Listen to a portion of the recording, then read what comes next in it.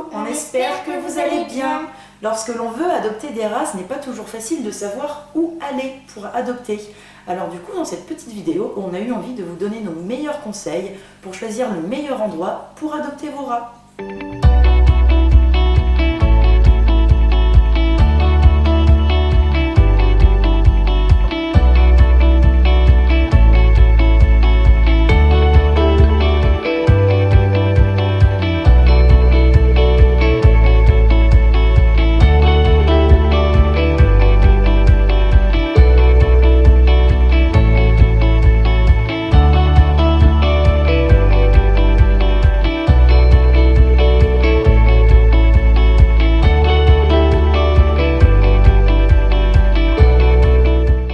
Ce qui vous semble peut-être tout à fait évident quand vous avez envie d'adopter un nouvel animal, eh bien c'est de vous rendre en animalerie.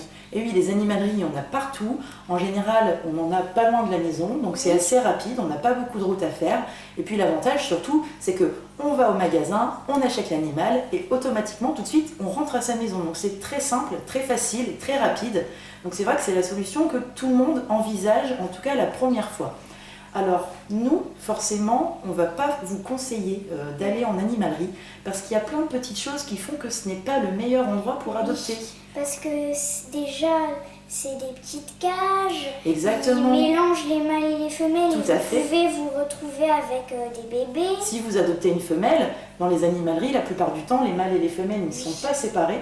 Et donc, si vous adoptez une femelle, voire plusieurs femelles, eh bien malheureusement, le risque, c'est que votre femelle, une fois arrivée à la maison, elle vous fasse toute une tripotée de ratons.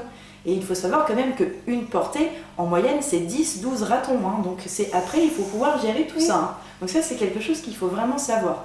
Effectivement, Rose, comme tu le dis, en plus, ils ont des toutes petites cages. Et très souvent, ils sont dans des aquariums. Oui. Est-ce que tu penses que c'est bien pour les rats des aquariums? Bah non, parce que déjà, ils n'ont pas d'étage, ils ne peuvent pas grimper. Exactement, ils ne peuvent pas grimper, ils ne peuvent pas se dégourdir les pattes. C'est vraiment pas idéal pour eux comme condition de vie.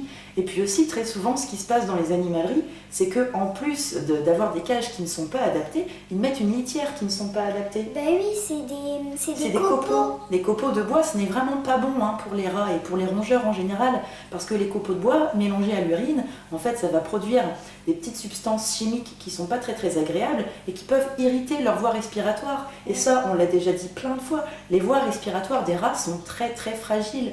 Donc si vous adoptez un rat en animalerie, dans une animalerie où les rats sont maintenus sur de la litière de copeaux, il faut être certain que vos rats vont avoir des problèmes respiratoires. Ils risquent d'éternuer et éventuellement il va falloir les amener chez le vétérinaire pour pouvoir les soigner.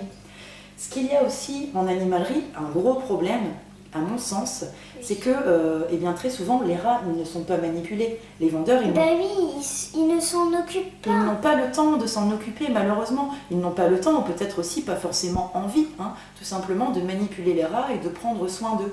Et donc du coup, qu'est-ce qui se passe? Eh bien souvent, les rats d'animalerie, ils s'ennuient déjà, exactement. Et puis en plus, eh bien, la plupart du temps, comme ils ne sont pas vraiment manipulés, ils ne sont pas forcément socialisés à l'humain. Donc ça veut dire qu'ils peuvent un peu avoir peur des hommes. Oui. Donc ils peuvent avoir parfois des comportements un peu comme ça, craintifs, en retrait. Ils ne vont pas forcément venir vous voir parce que pour eux, vous représentez peut-être en quelque sorte une menace ou en tout cas quelque chose qu'ils ne connaissent pas et donc qui leur fait un petit peu peur. Et du coup, c'est vrai que quand on adopte des rats en animalerie, assez souvent, il faut passer beaucoup de temps avec eux pour pouvoir les socialiser, créer un lien avec eux et puis qu'ensuite ils viennent vers vous plus facilement. Vous pouvez aussi adopter vos rats dans une association ou un refuge. Exactement. Alors les associations et les refuges, on va peut-être expliquer un petit peu à nos amis qui ne savent peut-être pas ce que c'est. Eh bien c'est un petit peu comme la SPA par exemple. En fait, ce sont des structures ou alors ce sont simplement des gens qui créent une association et qui vont recueillir comme ça des animaux qui sont abandonnés, dont les propriétaires ne veulent plus, ou alors sur des saisies, par exemple, quand les gens ne s'occupent pas bien de leurs animaux et qu'on leur retire. Et donc les associations et les refuges, il faut le savoir, il y en a qui sont consacrés spécialement aux rats, donc qui ne s'occupent effectivement que de récupérer des rats et de s'occuper de leur adoption. Et sinon, de manière générale, vous pouvez aussi trouver des rats dans les LPA, dans les SDA et dans toutes ces structures-là qui accueillent des animaux abandonnés. Est-ce que tu penses que c'est une bonne idée? Non. Alors oui et non, en fait. Oui, c'est une bonne idée. Pourquoi? Parce que ça donne quand même une deuxième chance à ces rats. Des fois, ils n'ont pas forcément eu une vie facile, ils sont abandonnés. Et donc, adopter un rat en refuge ou en association, c'est quand même lui offrir une deuxième vie. C'est quand même pouvoir lui offrir un petit peu de bonheur, qu'il connaisse un petit peu le bonheur dans sa vie. Mais effectivement, ça peut être une mauvaise idée. Moi, en l'occurrence, je ne recommande pas du tout d'adopter des rats dans un refuge ou dans une association, surtout quand vous adoptez des rats pour la première fois. Pourquoi? Eh bien, malheureusement, le passif, en tout cas les antécédents de ces rats, ce qu'ils ont vécu avant d'arriver dans l'association ou avant d'être adoptés, on ne sait pas forcément très bien ce qu'ils ont vécu. Est-ce qu'ils ont vécu des mauvais traitements? Est-ce que voilà, ils ont peut-être été très maltraités? Ils ont une maladie. Peut-être ils n'ont pas été soignés correctement. C'est des choses qu'il faut savoir. Et du coup, je préfère quand même que les gens aient un peu d'expérience avec les rats quand ils adoptent en refuge ou en association, parce qu'au moins ils ont un petit peu d'acquis et ils savent comment réagir et comment s'adapter tout simplement face à certains comportements que le rat pourrait avoir. Du coup, parce que, encore une fois, comme on ne sait pas ce qu'il a vécu avant, eh bien peut-être il va avoir un petit peu peur des humains, peut-être il ne va pas aimer d'être manipulé, peut-être il va avoir besoin de soins vétérinaires tout au long de sa vie. Voilà, c'est vraiment des choses qu'il faut savoir. Donc les refuges et associations, c'est très bien, mais si vous avez déjà eu des rats, si c'est la première fois que vous adoptez des rats, évitez, parce que si c'est des rats qui ont déjà 1 an, voire plus, et qui n'ont pas été forcément bien manipulés, ça peut être difficile pour vous. D'ailleurs, on va vous mettre dans la description de la vidéo une liste d'associations chez qui vous pouvez trouver des rats et chez qui vous pouvez aller en toute confiance. Une autre possibilité pour trouver où adopter vos petits rats, eh bien, ce sont les annonces gratuites de particuliers. Donc, par exemple, sur des sites comme Le Bon Coin, il y a beaucoup d'annonces de particuliers qui mettent en vente soit des rats assez âgés, soit des ratons. Alors, c'est pas forcément toujours la bonne idée non plus, parce que les portées, elles ne sont pas forcément toujours voulues. Des fois, ce sont des gens qui eux-mêmes ont adopté en animalerie, par exemple une femelle, ou alors une femelle et un mâle, et qui se retrouvent avec des ratons alors qu'ils n'en voulaient pas. Et du coup, voilà, c'est pas forcément toujours très clair au niveau de la reproduction. Après, ces petites annonces-là, très souvent aussi, il y a ce qu'on appelle des éleveurs en gros, et c'est souvent des gens qui élèvent des rats à des fins alimentaires, donc c'est-à-dire pour nourrir les serpents. Donc voilà, ces gens-là, ils ne sont pas forcément très regardants sur qui va acheter leur rat, et du coup, ils ne sont pas non plus forcément très regardants sur les conditions de reproduction, sur les conditions de vie des rats chez eux, et du coup, pareil, vous pouvez avoir des rats qui vont être peu socialisés à l'homme, peu manipulés, vous pouvez avoir des rats qui vont avoir des problèmes de santé quand même assez importants. Donc pareil, si vous tournez vers ce moyen parce que malheureusement vous n'avez pas d'autre solution, ce que je vous conseille vraiment c'est de bien regarder l'annonce, de prendre contact avec la personne qui a posté l'annonce, éventuellement demander à aller voir chez elle comment ça se passe, et vraiment si les rats ont des bonnes conditions de vie, eh bien allez-y. Si c'est votre seul moyen d'adopter des rats, c'est toujours mieux que rien. Le meilleur endroit pour adopter vos rats, c'est dans une raterie. Exactement. Et alors, qu'est-ce que c'est une raterie? Eh bien, une raterie, c'est un élevage amateur, donc qui n'a pas de but financier, c'est-à-dire qu'il ne fait pas de l'élevage pour gagner de l'argent. Bien au contraire, c'est un éleveur amateur qui a pour but surtout d'améliorer l'espèce et éventuellement d'améliorer certaines variétés. Pourquoi d'améliorer certaines variétés? Parce que souvent, les rateries, elles ont ce qu'on appelle des spécialités. C'est-à-dire qu'elles travaillent sur des variétés en particulier. Donc par exemple, elles vont travailler sur un certain type de couleur, ou alors elles vont travailler sur un certain type de marquage ou certaines dilutions, par exemple. En plus, du coup, comme les éleveurs amateurs, les rateries travaillent sur les variétés, c'est vrai qu'on peut trouver des variétés un petit peu plus intéressantes, entre guillemets, qu'en animalerie. Ou en tout cas, des variétés qu'on ne trouverait pas en animalerie.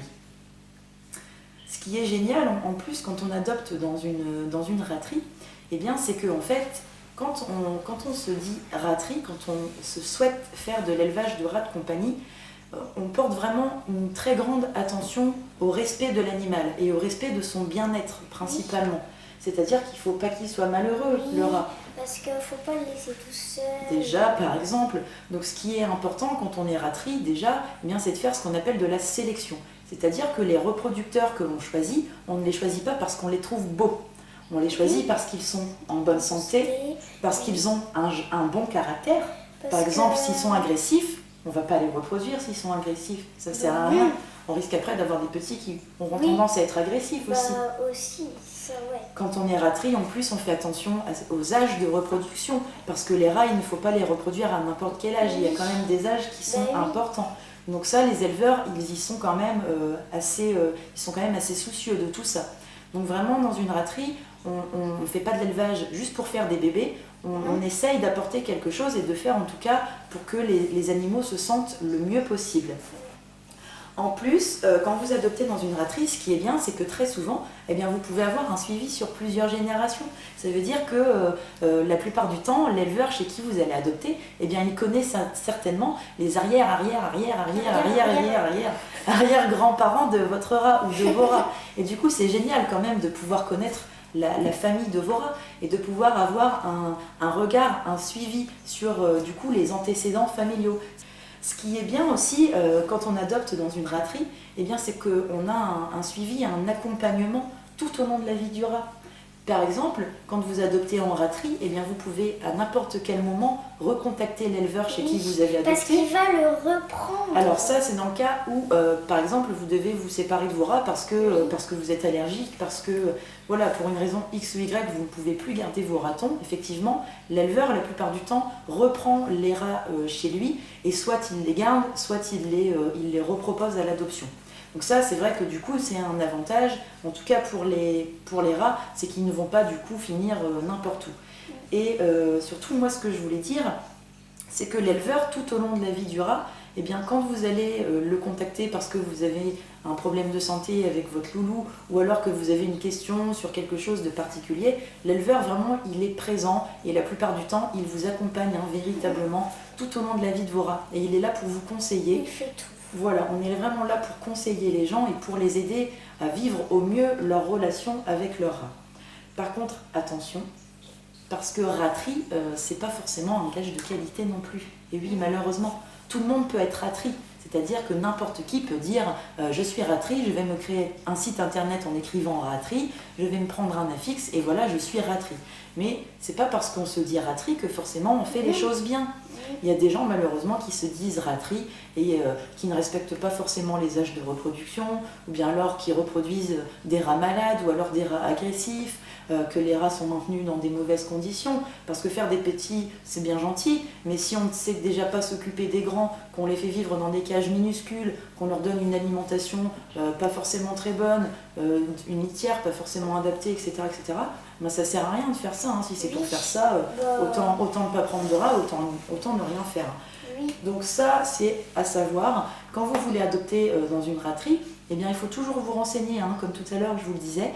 Il ne faut pas hésiter à contacter la personne, à lui poser des questions, à lui demander quelles sont les conditions de vie de ses rats, à demander même à aller voir directement chez la personne si elle accepte que vous puissiez faire le déplacement et puis voir dans quelles conditions exactement vivent les rats, voir s'ils sont correctement traités et s'ils ont tout ce dont ils ont besoin. Et du coup, tout comme pour les associations, dans la description de la vidéo, je vais vous mettre une liste de rateries qui se trouvent dans toute la France, voire même un petit peu ailleurs qu'en France. Ce sont vraiment des rateries de confiance et que je vous recommande de contacter si vous cherchez à adopter des petits ratons. On espère que cette vidéo vous a plu. Comme d'habitude, si vous avez envie de nous laisser des petits commentaires, rejoignez-nous sur Facebook. Exactement, on vous met le lien en description de la vidéo. En attendant la prochaine vidéo, on vous fait des gros bisous, on vous dit à bientôt et salut les poilus!